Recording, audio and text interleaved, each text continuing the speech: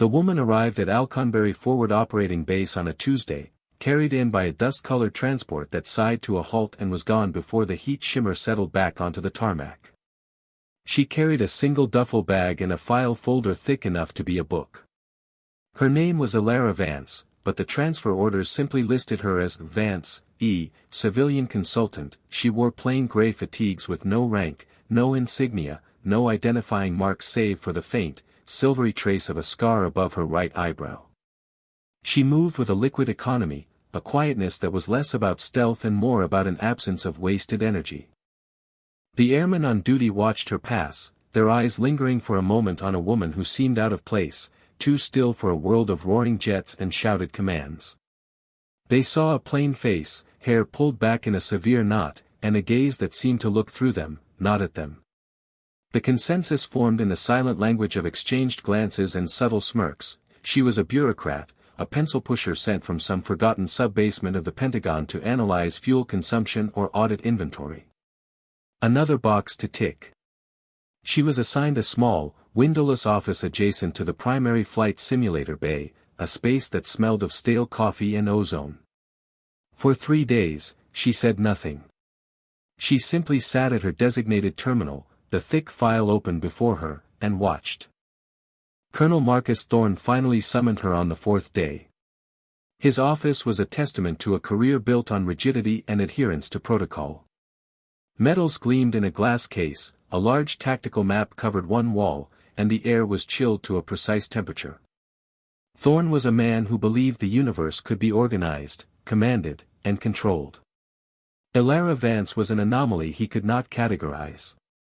He gestured to the chair opposite his desk, a block of polished wood that separated them like a barricade. He had her service record in front of him, or what passed for one. It was a document of strategic redactions, a black and white landscape of empty spaces where a life should have been. "Ms. Vance," he began, his voice flat, the sound of gravel being poured onto concrete. "Your presence here is, to be frank, an operational curiosity. Your file lists you as an aerodynamic systems analyst, yet your transfer was authorized at the highest level, with a priority I haven't seen for a civilian in 20 years. He leaned forward, his eyes narrowing. "We train pilots here. The best. We fly high-performance aircraft on the edge of what's possible. We don't analyze. We act. So, I will ask you directly, what is your purpose at my base?" Elara met his gaze without flinching. Her own eyes were a deep, unreadable gray, like a storm front miles away. "To observe, Colonel," her voice was low, unused. "To gather data," Thorne scoffed, a small, sharp sound of derision. "Data. We are drowning in data. Every flight, every simulation, every maintenance check generates terabytes of it. I have a team of actual engineers for that." He tapped a disdainful finger on her redacted file. "They tell me you have no formal engineering degree. No advanced piloting certifications on record. Nothing that qualifies you to be here, except for a signature from someone I can't question." He stood, walking to the window that overlooked the flight line, where a squadron of F-35 sat like patient predators. "This is a world of absolutes, Ms. Vance. You either can fly, or you can't. You either understand the physics of hypersonic stress, or you don't. There's no room for observers." He turned back, his expression one of finality. "Monitor the simulator logs. Correlate failure rates with pilot fatigue. Give me a report at the end of the month. Stay out of the way of the men who do the real work." He dismissed her with a wave of his hand, a king waving away a court jester. The insult was clear: she was a nuisance, a clerical error with a high-security clearance. She was too inexperienced, too quiet, too female in a way that didn't fit his ordered world. They believed she was simply not qualified. Too dumb to understand their world, let alone the sky. Elara returned to her small office and did exactly as she was told. She monitored the simulators. But she didn't just correlate data, she watched the souls of the pilots laid bare in the digital world. She saw their arrogance, their momentary hesitations, the tells that preceded every critical error. She watched Lieutenant Jax, the squadron's golden boy, a pilot of immense natural talent but with a dangerous reliance on instinct over discipline. He flew with a poet's grace and a gambler's recklessness. He crashed more than anyone. In the evenings, when the base grew quiet, Elara would walk. Her path always took her to Hangar 7, a forgotten structure at the far edge of the airfield. Inside, under a thick canvas tarp, sat a ghost. It was the XA-47, nicknamed the Nightwing, an experimental prototype from a cancelled black-budget project a decade ago. It was a masterpiece of aeronautical design, a creature of radical angles and exotic composite materials, deemed too unstable, too dangerous, and too prohibitively expensive to fly. It was a relic the Air Force didn't know how to dispose of.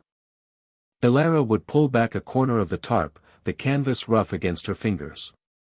She'd place a hand on the cold, black skin of the aircraft. It was not a machine to her. It was a partner she hadn't seen in a long, long time. Her fingers would trace the lines of the fuselage, a silent communion. One evening, as she tucked a stray strand of hair behind her ear, the overhead hangar light caught the small, intricate tattoo there, a single, stylized raven's wing, etched in black ink so fine it was nearly invisible. It was a symbol only two other people alive knew the meaning of. She was observing, yes, but she was also waiting. She knew the sterile perfection of the simulators would eventually break against the chaotic reality of human error, and the system Thorne trusted so implicitly would fail. She knew that something was coming that data alone could not solve. The pressure began to build on a Friday. Colonel Thorne had implemented a new, top-priority simulation protocol, codenamed Unveiled. It was designed to replicate the mission profile for penetrating a new generation of layered, integrated air defense systems. It was a nightmare scenario, a low-altitude, high-speed run through a winding canyon, saturated with overlapping radar, drone swarms, and unpredictable electronic warfare attacks that would fry a jet's systems. It was considered the bleeding edge of tactical challenge. And every single pilot failed. They didn't just fail, they were annihilated. Jax, for all his talent, lasted 72 seconds before the simulation flashed red with a total system failure warning. Others slammed into canyon walls they swore hadn't been there a second before. Pilots emerged from the simulators drenched in sweat, their faces pale, some trembling with a mixture of rage and fear. The mood on the base soured. The easy confidence curdled into a tense, frustrated silence. Thorne grew more and more agitated, his clipped commands echoing through the command center. He saw the repeated failures as a reflection on his leadership, an indictment of his pilot's skill. The Anvil simulation was no longer a training exercise, it had become an insurmountable wall, a digital ghost that haunted them.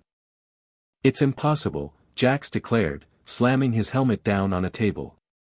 "The parameters are bugged. The AI is cheating.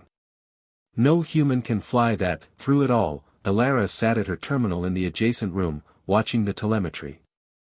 She saw the pilots fighting the storm, trying to muscle their way through the chaos. She saw them reacting, always one step behind the simulation's cascading threats. They were skilled, but they were playing the game. They weren't changing the rules. She remained calm, her expression placid, her focus absolute. The rising panic on the base was just another data point to her, another variable in an equation that was slowly resolving itself. That night, the simulator bay was empty, a cathedral of silent machines. The only person there was a young Corporal, Davis, running late-night diagnostics. He was a quiet kid, observant, one of the few who had ever offered Elara a simple, "ma'am," without a hint of condescension. He saw her enter the bay, her soft-soled boots making no sound on the polished concrete. She walked directly to the main simulator, the one Jax had crashed in just hours before. "Corporal," she said, her voice startlingly clear in the silence. "Could you power it on for me?"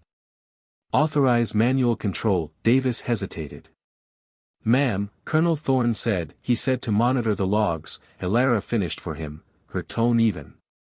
"I need to experience the data stream directly to complete my analysis." It was a plausible, bureaucratic explanation.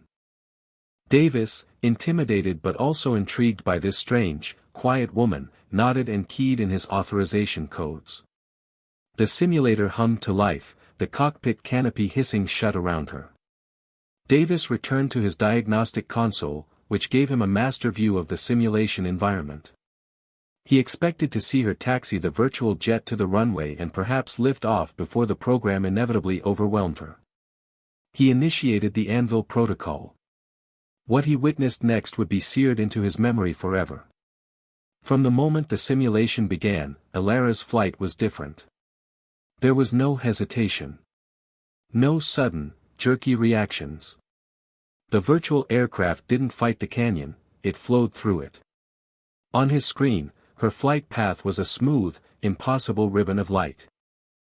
When the electronic warfare attack hit, the one that had fried Jax's systems, her plane simply went dark, coasting on momentum through a narrow gap, its systems rebooting a split second before impact with a cliff face.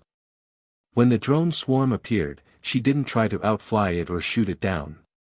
She performed a breathtaking, physics-defying maneuver, a controlled stall that dropped her below their sensor range, using the canyon's own echo to mask her signature. She wasn't flying the jet. She was breathing with it. It was not a contest of reflexes, it was a form of art. She moved through the impossible scenario as if she had designed it herself. Davis sat mesmerized, his diagnostics forgotten. He watched as she completed the entire run, emerging from the canyon and delivering her payload on target. The screen flashed a word no one at Alconbury had ever seen: mission complete. The canopy hissed open. Alara climbed out, her breathing even, not a drop of sweat on her brow. She looked at the corporal, whose mouth was hanging open.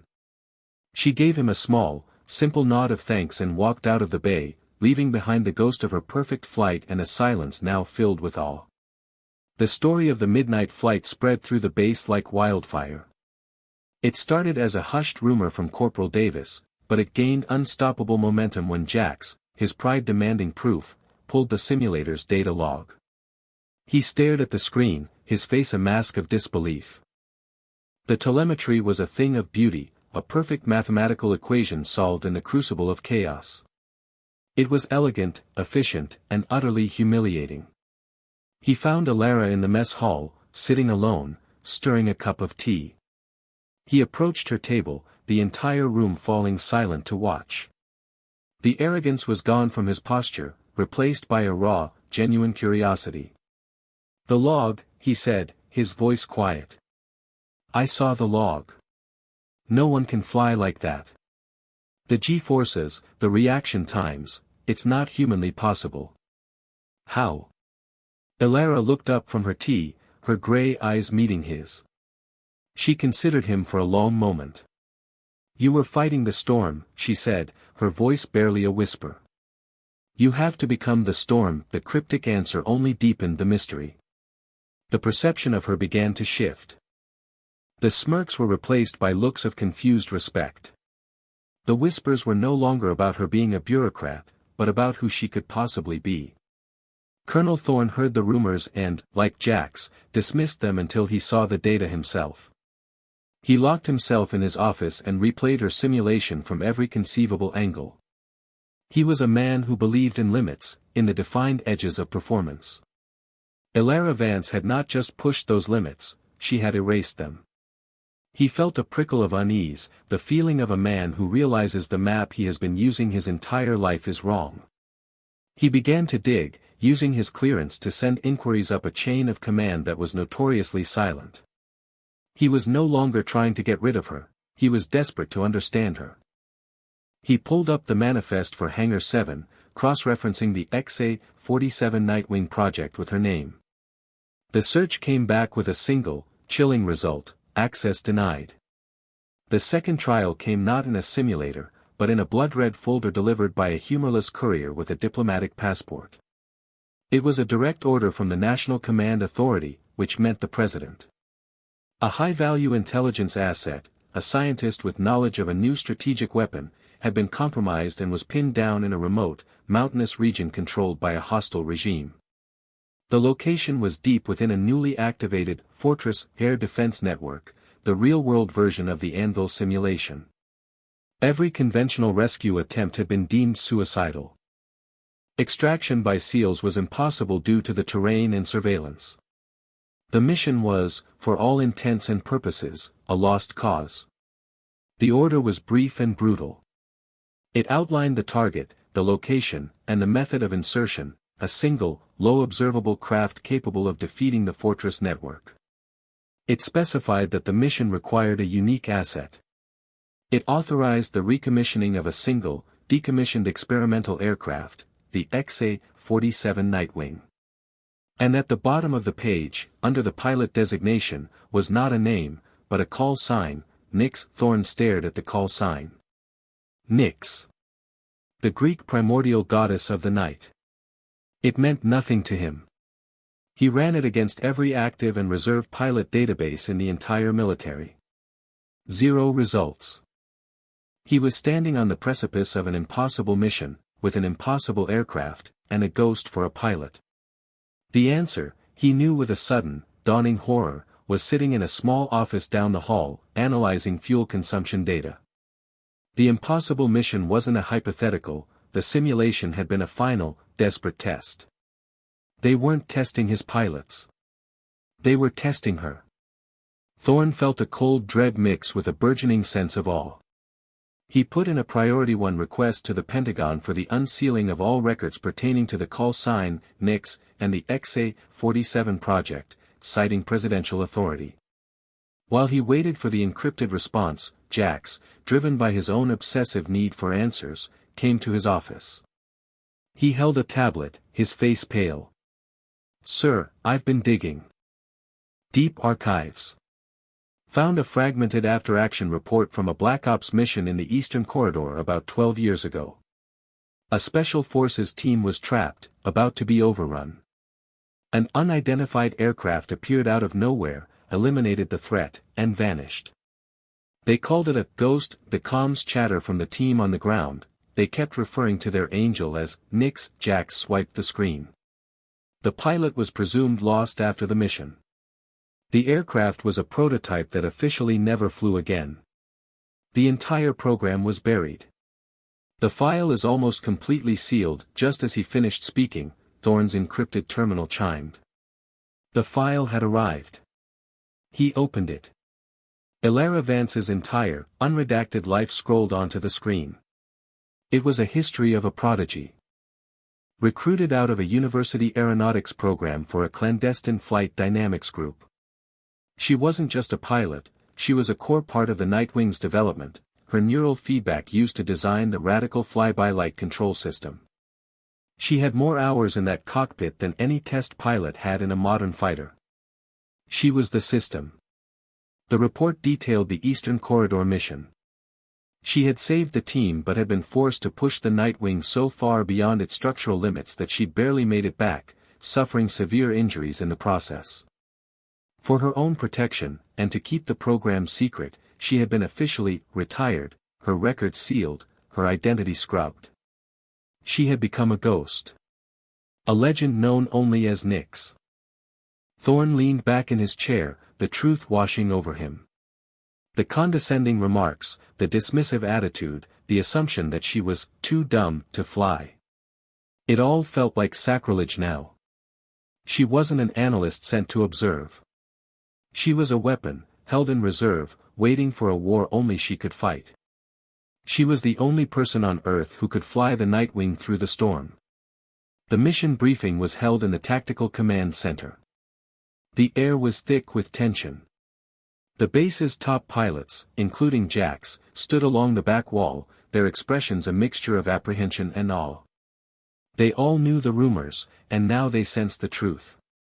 Colonel Thorn stood before the main holographic display, which showed the terrifyingly dense Fortress air defense network. He went through the mission parameters clinically, his voice stripped of its usual bluster, replaced by a solemn gravity. When he was done, he turned away from the map and looked directly at Elara, who stood near the door, a silent observer as always. The entire room followed his gaze.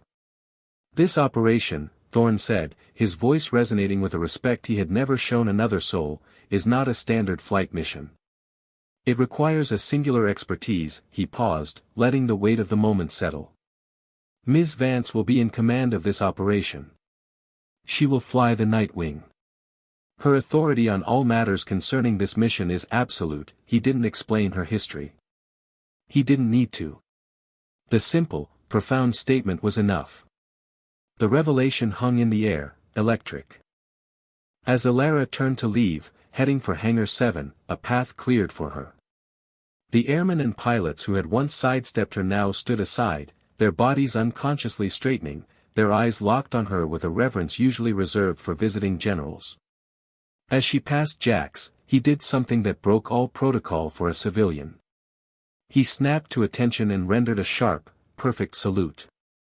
It was a gesture of pure, unadulterated respect. An apology and an act of fealty all in one. Alara paused for a fraction of a second. She did not speak. She simply gave a small, almost imperceptible nod. It was all the acknowledgement he needed. In the cavernous space of Hangar 7, the Nightwing sat free of its canvas shroud, bathed in the stark glow of maintenance lights. A ground crew, hand-picked for their discretion, moved with a quiet efficiency, prepping the Ghost for flight. Alara walked around the aircraft, her movements a familiar ritual. She ran her hand along the edge of the wing, her touch both a greeting and a diagnostic check. She didn't need a pre-flight checklist, she could feel the aircraft's readiness through the soles of her boots. She climbed the ladder and settled into the cockpit, a space that fit her like a second skin. As the canopy lowered, sealing her inside, the world outside fell away. There was only the low hum of the avionics, the soft glow of the displays, and the familiar scent of ozone and recycled air. It was home. In the command center, everyone watched the monitor displaying the feed from a camera on the tarmac. The Nightwing's engines spooled up, but it wasn't the thunderous roar of a fighter jet. It was a low, eerie whisper, a sound that seemed to bend the air around it, a hum that felt more like a vibration in the chest than a noise heard with the ears. The aircraft lifted off the ground, not with the brute force of vertical thrust, but with a grace that defied its angular shape. It hovered for a moment, a black predator against the darkening sky, and then it simply dissolved. It didn't streak away, it vanished into the fabric of the night, leaving no heat signature, no radar return, no sound. On the main tactical display, Colonel Thorne watched its transponder icon appear for a single, fleeting second before blinking out. She was gone. He stood there for a long time, staring at the empty spot on the map where the icon had been. He looked at the empty chair where she had sat just an hour before, then at the raven wing symbol that Jax had shown him, now projected on a side screen. The base was utterly silent, the usual cacophony of a military installation replaced by a shared, unspoken reverence. They had been given a glimpse of something beyond their understanding, a silent strength, a level of competence so profound it needed no announcement. The mission was underway, its outcome unknown. But here, at Alconbury, a different battle had already been won. The woman they thought was an observer had reminded them all what it truly meant to fly. The air in the command center still tasted of ozone and respect.